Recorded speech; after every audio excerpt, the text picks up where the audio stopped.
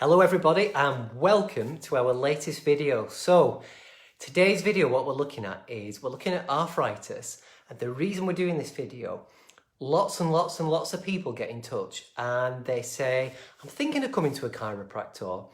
I'm not sure if it's for me yet. I don't know if I want to spend the time or the money yet. But they'll often say to us, what can I do without coming to see a chiropractor? And I love these kind of questions. What can I do so that the arthritis I've got, whether it's in my neck, my back, my hands, my knees, my wrists, my elbows, my ankles, my toes, I don't think I've missed any there. What can I do so that I'm doing something about the problem myself? And patients more and more, I've been here 17 years now, and patients more and more are catching on to the idea that food can be a big thing when it comes to hurting you and causing diseases, or food can be a big thing when it comes to helping you heal. So to help you understand how food can influence arthritis, I'm going to give you a little bit of an origin story, a bit of a backdrop on arthritis. So when we're talking about arthritis, the biggest type that affects about 6 to 9 million people in the UK is the type that gets called osteoarthritis. So if you want to sound smart at the next pub quiz, osteo means bone. It's the Latin for bone. People love making things sound more complicated than they need be, but now you know what it means. So we've got 6 to 9 million people in the UK. It's a lot, isn't it? Suffering with osteoarthritis. 6 to 9 million people is about 10% to about 15% of the people that live in our country. So if you're watching this, chances are that could be you. It could be a nan, it could be a granddad, it could be an auntie, an uncle. And again, the reason we're doing this video today is because a lot of the people who contact us, they're not ready to see a chiropractor, or they're saying, just don't want to spend the money right now, Mike. Can you give me some advice that'll help me? So what you've got to know about osteoarthritis, and it sometimes just gets called arthritis, is there's a number of things that go on. So when you've got osteoarthritis or arthritis, there's a number of things going on, and you can address one of them or all of them to help your body deal better, adapt better, feel better, recover, have a better long-term outlook. So when you've got osteoarthritis, there's a few things going on. One is the cushioning in your joints is starting to deteriorate and wear down. And when that happens, the cushioning in your joints, wearing down and deteriorating, has to go with it a thing called inflammation. Again, I could bore you about and try and sound smart about how that's based on a clever Latin term. But what you need to know about inflammation is this. First of all, it's your body doing something clever with the arthritis, because most of us get arthritis through our life, through our lifestyle. So when we get osteoarthritis through our lifestyle, which is what it is, it's a lifestyle problem, our body's so clever that it does things to try and deal better with the arthritis.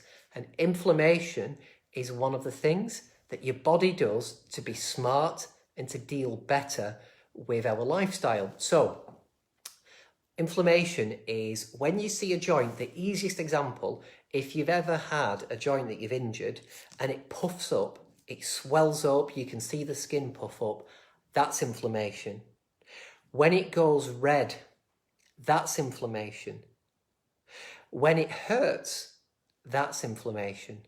And the reason why it's clever, even if it's unwelcome, is because the inflammation that you get, that swelling, it puffs the joint up to cushion it more temporarily, right? It stops you moving it as much, which gives it a chance to have a rest. And the pain is really chemicals that your body's generating to try and repair the injury. So, you know, when people say, Mike, I'm going to take the new super duper anti-inflammatory super duper drug, that'll fix me, won't it, Mike? I'll say, well, if the inflammation in your joint is a healthy thing and it's your body trying to cushion you and protect you and stop you getting damaged even more, do you think it's a good idea to take a drug that gets rid of that? Sorry, guys. Sorry, signal problems, guys. So usually, that gets people thinking, and I'm really glad of that, because if we just take tablets for inflammation and don't even think about it, often we're not really solving the problem at all, and the anti-inflammatory drugs can create a lot of other problems, as most people who come to see us already know. So the inflammation that you get is a big factor in why you've got pain, stiffness, and what happens is, in a lot of us, the inflammation that we get at some stage, which is normal, the things we do with our body drag that inflammation out for years.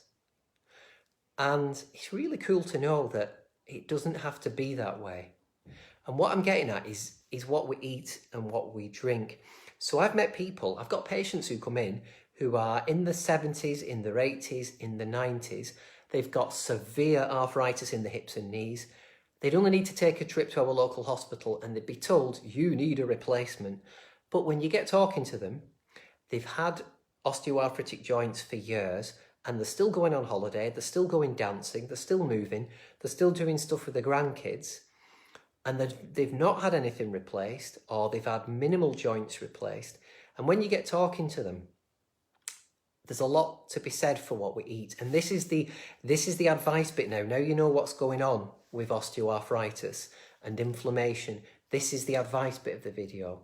So when it comes to our diet, hopefully, if you've watched a couple of our videos, you're going to know I'm not a judgmental person. I try not to tell everybody what to do. I'm saying I try.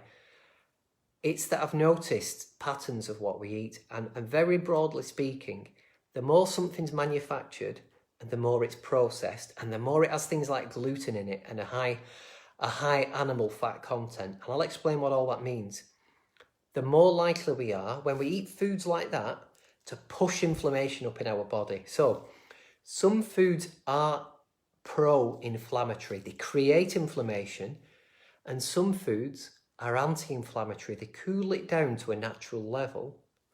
And the long story short is, if we look at pro or inflammation causing foods, top of the list is foods with gluten in.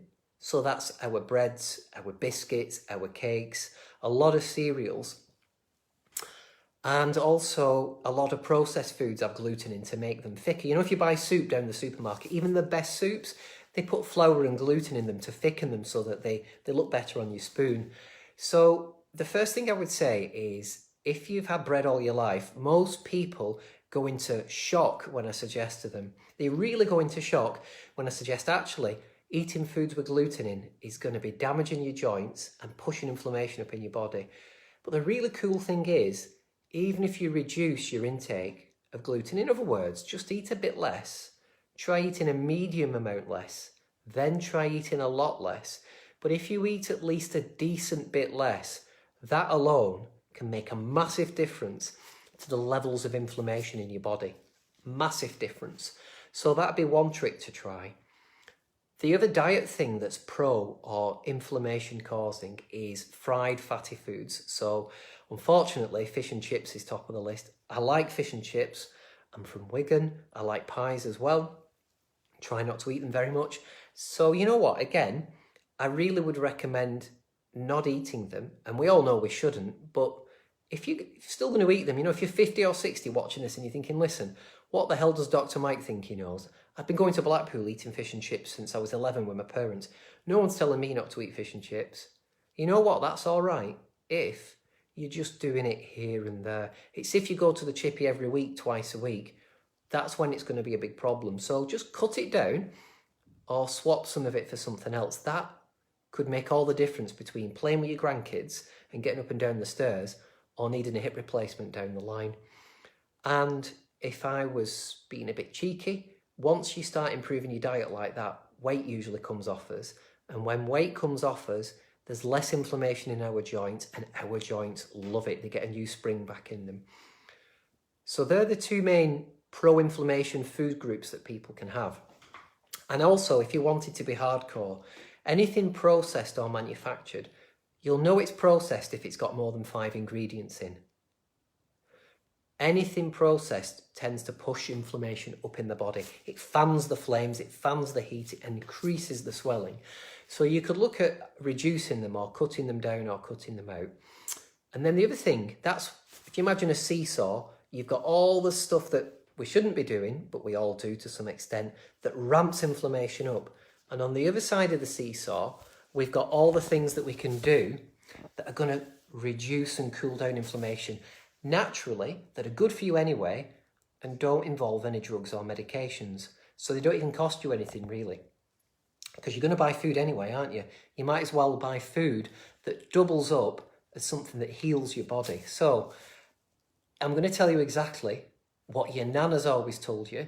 So the top of the list for foods that are anti-inflammatory is leafy green vegetables. You're going to love this. Broccoli, right? Cabbage, spinach, kale, things like that. Apples, grapes is a big one. Blueberries are another good one. And all of those foods are anti-inflammatory themselves.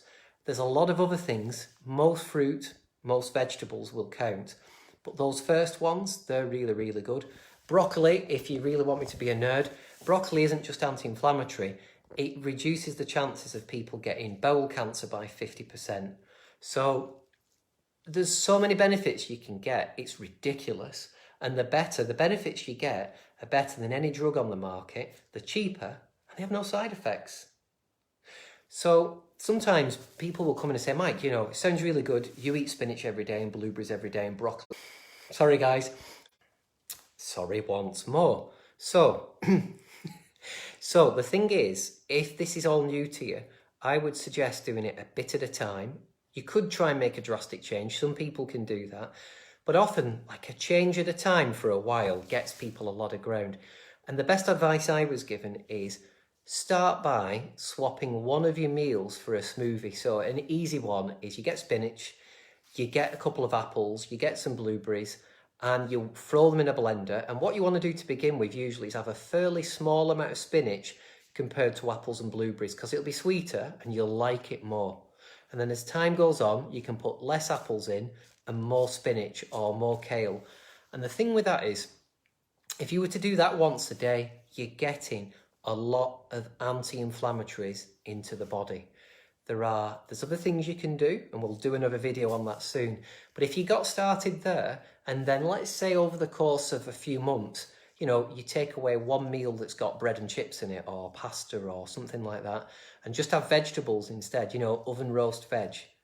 If you were to do that, as well as having a smoothie most days of the week, and if you like snacks, and I love biscuits, I love pizzas, I love chocolate, but if you were to just have that once or twice a week instead of 2 or 3 times, or try being brave and having a couple of apples instead of, I don't know, a bag of crisps, it seems a bit rubbish at first. You feel like, I don't like this. Why am I punishing myself? But if you do a lot of little things like that, it can mean the difference between living in good nick and moving well until you're 60, 70, 80, 90, 100. Some of us are going to live that long. Or, you know, taking a load of medications that aren't helping you, that are interfering with what your body's trying to do, and you still end up having damaged joints and potentially replaced joints. Here's the other thing. If you look at all of this video, if you join in as late on, and look at the things that you can do to reduce inflammation naturally, right? All the things that we've talked about not doing to push inflammation up, and all the things that we just talked about doing to bring inflammation down. Guess what else it'll help? It will also help massively reduce your chances of diabetes. If you're diabetic, it can go some way towards reducing or reversing it. An anti-inflammatory lifestyle, like we're getting at in this video, massively reduces our chances of cancer, and there is no drug on the market that reduces our chances of cancer. The only thing that can do that is our lifestyle, and the diet I've talked about. Even if you did it some of the time, even if you just did it some of the time, you're going to reduce your chances of cancer. You're going to reduce your chances of heart attack and stroke. So I can't think of any bigger motivation than that. There's the fear. If you want the hope, when people start doing good stuff with themselves, like I've talked about, everything feels better. Problems get easier to deal with. Everything seems better. When your diet's cleaned up even 20, 30, 40%, and when you get to 80%, wow. But when you start doing things like that, everything seems and feels and is better. So you'll not be depriving yourself of stuff that you kind of think you like. You'll be doing stuff that makes everything better. So guys, thank you for tuning in, and thank you for everybody who keeps sharing our videos. One more thing to tell you about is, anybody who's interested, whether it's a patient, past, present, or they've never been to see us, we do a workshop every Wednesday night and it's absolutely phenomenal. It's at 6:45. Today's is at about 4 something. But we do a workshop, and what we do is we teach people about what chiropractic is and how it works.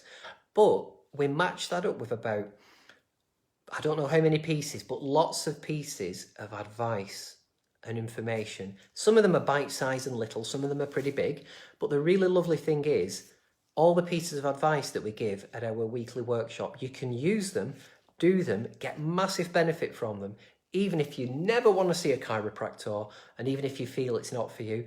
A lot of people come along just to hear the advice that our team share.